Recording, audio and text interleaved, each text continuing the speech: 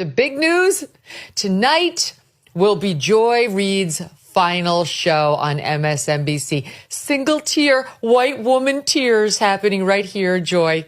She was officially fired over the weekend because she's a racist, horrible news anchor with no ratings. And that's really been the truth for a long time.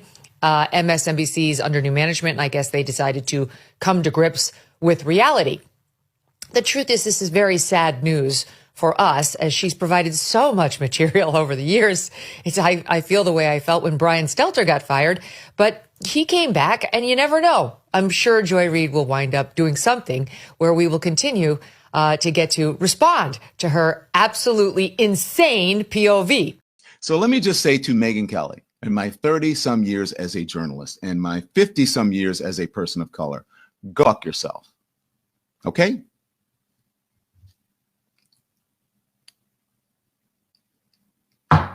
I usually don't like to talk about her because she's one of those people, she thrives on it. She has built the second part of her career on being a troll. So this is what Megyn Kelly said about Joy Reid. Right? Megyn Kelly replied, Joy Reid's show, which were dedicated to nothing more than stirring or racial division in the country, has thankfully been cancelled. Yes, she is, with a guest talking about how black people won't follow Democrat orthodoxy and think for themselves are puppet. Megyn Kelly did not stop there. This is another tweet. Remember when Joy Reid read laughingly mock white people tears as pathetic and offensive to her, who is crying now? Joy, good riddance to the absolute worst person on television, and shame on MSNBC for letting it go on this long. People say like, oh, you shouldn't celebrate when somebody loses their job. Well, who says I can't? I am celebrating. She deserves it. She never should have been on there to begin with. She's talentless. Honestly, she makes her talent, so-called talent, is being a racist on TV. That's her talent. She'll say the most incendiary, nasty things possible about whites and blacks who are conservative.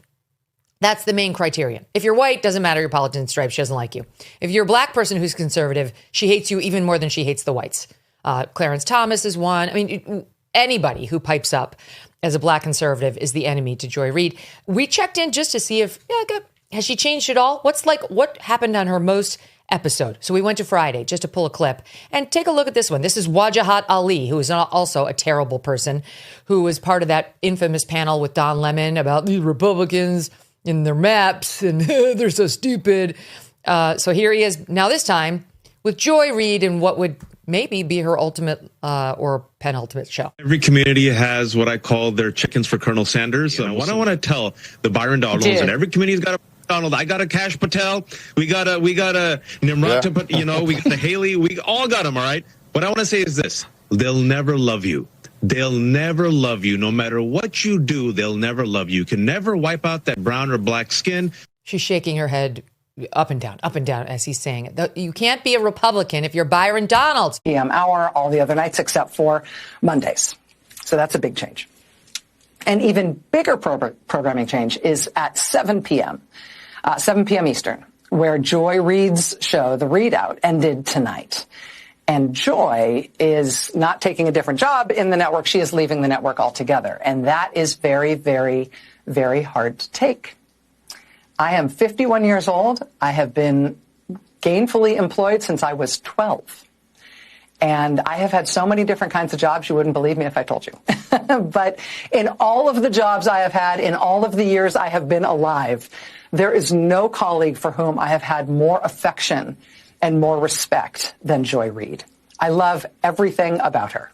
I have learned so much from her. I have so much more to learn from her. I do not want to lose her as a colleague here at MSNBC. And personally, I think it is a bad mistake to let her walk out the door. It is not my call, and I understand that, but that's what I think. I will tell you, it is also unnerving to see that on a network where we've got two non-white hosts in primetime, both of our non-white hosts in primetime are losing their shows, as is Katie Fang on the weekend. And that feels worse than bad, no matter who replaces them. That feels indefensible, and I do not defend it. But there's just one other piece of it that you should know. From your side of the TV screen, you will mostly see changes in terms of who's in the anchor chair. And actually, everybody who's going to be in anchor chairs from here on out are great colleagues and great at what they do. And you are not going to be disappointed in who's on our air and what you're going to be seeing. But one thing you cannot necessarily see is that the people who get our shows on the air, they're really being put through the ringer. Dozens of producers and staffers, including some who are among the most experienced and most talented and most specialist producers in the building, are facing being laid off. They're being invited to reapply for new jobs. That has never happened at this scale in this way before when it comes to programming changes, presumably because it's not the right way to treat people, and it's inefficient and it's unnecessary, and it kind of drops the bottom out of whether or not people feel like this is a good place to work, and so we don't generally do things that way. My show had value, and that, I'm sorry. Yes, Megyn Kelly predicted this few months ago that this lady will be fired, and we are seeing it happening. She broke down in tears on camera. I don't know if you've seen that video. I'm going to show you the complete video. When you take a look at this, Joy Reid started crying on camera after her show was cancelled on MSNBC. Reid was seen weeping tears from her eyes as she reacted to the news. What I was doing had value, contradicting what Megyn Kelly said here. She was doing nothing. She was talentless. The black people are melting down on social media about this. I have a couple of videos I'm going to show you. They are now saying, oh, Democrats are turning on successful black people. Oh, she just went viral. Oh, I've seen all type of reactions on social media about this. It is important to show you. Some says they should cancel MSNBC. Who cares? Who is even watching MSNBC? I don't know. A little walk down memory lane. Well, and so what I will just say is that in the end, thank you, where I land is that the moment of guilt that I felt, that I went hard on so many issues, whether it was the Black Lives Matter issues of a young baby or a mom or a dad that was killed, or when we opened up people's eyes to the fact that Asian Americans were being targeted and not just black folks, or went hard for immigrants who've done nothing but come to this country like my parents did and try to make a life and defended them, or whether we've talked about what the president is doing that is subversive to the Constitution, that is injurious to our liberty, defending books that people find inconvenient, that Nicole Hannah-Jones put into our spirit, that we need to understand 1619 as the real founding of this country, whether it's talking about any of these issues, and yes, whether it's talking about God and the fact that we as the American people have a right to object, to little babies being, and where I come down on that is I'm not sorry. I am not sorry that I stood up for those things, because those things are of God. I see some people on my comment sections when I do videos like this going off on me, some unsubscribing. I don't get why. This is me. If you want to follow me, this is how I see things. Joy Reid did a lot. What she's putting out here, calling out, is because I went hard on Trump, things like that's not the case.